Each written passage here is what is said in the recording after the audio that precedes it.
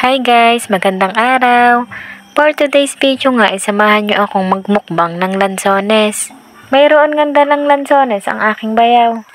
Siguro ay nasa 1 kilo din yun, tapos akin ang kalahati doon.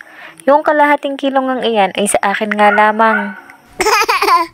Ay kayang-kaya ko naman talagang umbusin yan, lalo't napakatamis ng lansones na ito.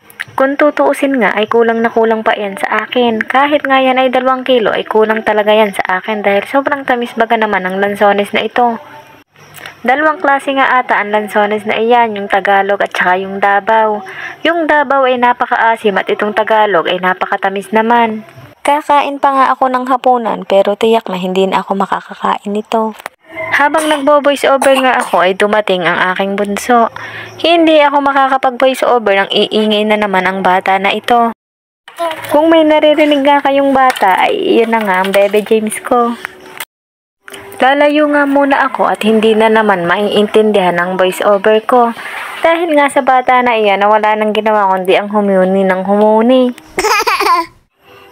Ano yun, ibon? Hoy, wag kayo. At dahil nga nag-uumpisa ng umingay ang aking Bebe James, dito ko natatapusin ang aking voice over. Hanggang dito na nga lang ang pagbo-voice over ko. At kung napanood mo nga ang video ko, ay pwede bang paki-comment kung taga saan kayo.